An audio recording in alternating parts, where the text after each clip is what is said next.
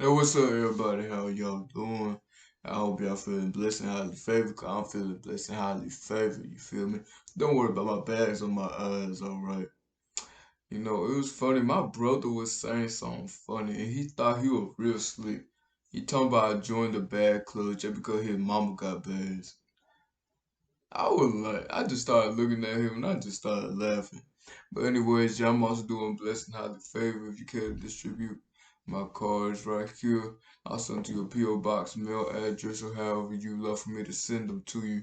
Now I'm going to get straight to this topic. As you know, I haven't been wasting time. No 2 minute intro, etc., etc. So this topic is called "Not Wanted in Your Own Land," and I know a lot of y'all can feel it because y'all feel like y'all aren't wanted in your own land, and people don't want you in your own community. All right. So number one, your friends will be your enemies. So I'm telling you, once you start to level up, once you start to prosper in the Lord, once you stop prospering in the devil's way, then it gets to a point where your friends that you were doing certain events with, then all of a sudden they don't like you no more because you quote unquote changed, but really you didn't change. You elevated while they changed. No, they remained the same. And so I never understood the concept why people want to stay at the same level. Like, dog, don't you want to get out that stance someday? Don't you want to get out that rhythm one day? You don't want to shake it off or something? Nah, you just want to be like that for the rest of your life. That's crazy. I could never. If I was like that the rest of my life, I wouldn't be blessed like this. Ain't no way I could, boy, because I would have I had no choice but to align myself with the Lord's way. Because if I didn't align myself with the Lord's way, I honestly don't know where I could be, and I do not want to know where I would be at. Because you never want to know your worst outcome. There's a lot of people saying like, what if you didn't try something? What could have been your worst outcome?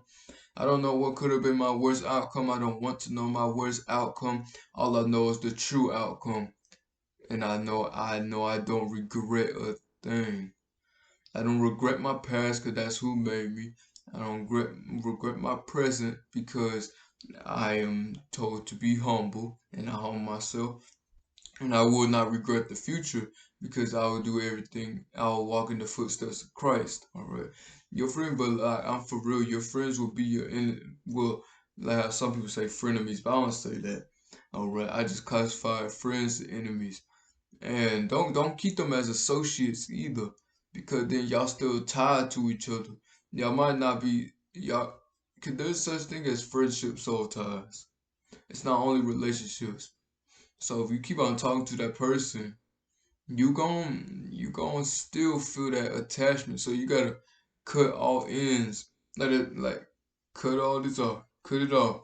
You have to in order to grow because then that means you're clinging on to the part of the past like you like, hey, I wanna elevate. I want exponential growth.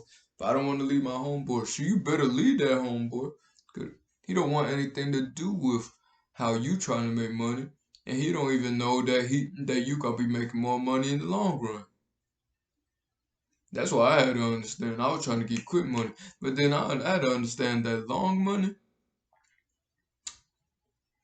my whole entire mindset changed because the person that I had mentored me and guided me, rest in peace, Antavius, he showed me everything about long term, and he showed me, oh my gosh, there's so many things that he brought onto me before he ascended. I'm telling you, he brought so many things. It's like the Lord knew what he was doing at that right time and moment.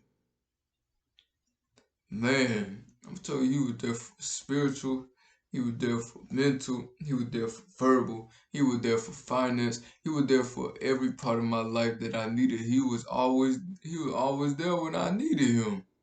Bro, yeah, rest in peace, him, man. Rest in peace, him. He won't be forgotten in my book. All I know is in my book he won't be forgotten, alright. But I could say if he was still alive, he'd be my true earthly friend. No doubts about it. Like he'd be my true earthly friend. Like I got a friend, I got a friend, one male friend, but like it's more like accountability partner. But he and would have been my friend. Like if people knew like the conversations we had, the elevation that he allowed me, like he helped elevate well, he elevated me. So like the Lord put him in that time of place on purpose so I could elevate. Then the ascending part was also brought into my life. So then I could definitely elevate. I used it as fuel. I used that, nope, not gonna put his legacy in vain. Nope. Everything that he taught me, I'm not putting in vain. It was just something so spiritual, mentally powerful that nobody that some people can understand for the ones that were impacted the way I was impacted. But there's a lot of impact. There's a lot of impacts when it comes to death. You know, you can either do a bad impact or you do a good impact. However you decide to use the ascending, that's up to you. I used it for my good, even though it was meant for bad. And that's how you gotta do your situation. Use the negative to turn it to a positive. All right. Number two, your family will envy. I got family members that envy me now. Like it's a secret envy. Like you ever see like your family members like they'll be against you, but it won't be on the full front. It'll be on the back tier. Yeah. And so that's why I keep my distance with some family members because righteously, I'm only close with a few of my family members. Does it bother me? It absolutely does not bother me because most of the ones that I don't even talk to, I don't even mess with either way. So that's just how's the game. That's just how the game go. Your family members, you and your other family members could have been doing the same stuff, but once you decide to elevate, you like, nah, I ain't getting it there. Or there'll be like the older people that envy you because they had the same privilege you had. They had the same privilege you had, but they don't want to work it out. You understand what I'm saying? They don't want to put in the work because people think I just came out the womb with this stuff. Nah, you gotta. I wake up at 4 o'clock every morning. This developed over time. It took me. The only reason why it only took me half a year to know my purpose because that's the only thing I focused on that whole half a year. See, I'm telling you, like, you could be quote unquote focusing on your purpose, but you would never focus on it by itself. How do you expect your soul to focus on what its purpose is when you're too busy trying to do other things? I'm gonna tell you, you got work, school, family, lady or a companion that you trying to deal with at the same time. You gotta put that stuff to the side for a little while and focus on your purpose because once you find your purpose, I love it when people envy. It show me I'm doing something great. And people only envy number one when you God's child. Really. You get the most envy when you God's child. Number two, when you're doing the will of the Lord and you decide to go to the path of righteousness, although it is narrow, they will envy you. But I really don't care. People envy me. God got me, and if the Lord had allowed somebody to take me from this earth, either way, I know I'm going to heaven. That's my destiny. I'm going to heaven, and I could boast about it because I'm boasted in the name of the Lord, and I do His works. I do His will. So therefore, I could boast about it. It said in the Bible you could boast about the Lord, but you just cannot boast about all these flesh-like things, and that is what I'm doing.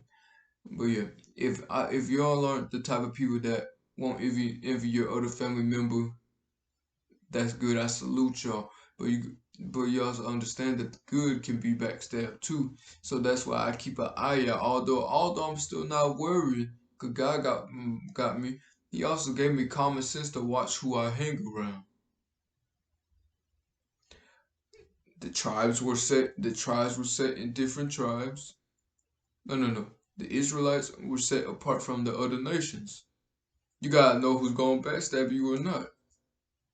Do you think the Israelites chilled with the Moabites and all them? No, they didn't chill with them. They were enemies, and they made known that they were enemies.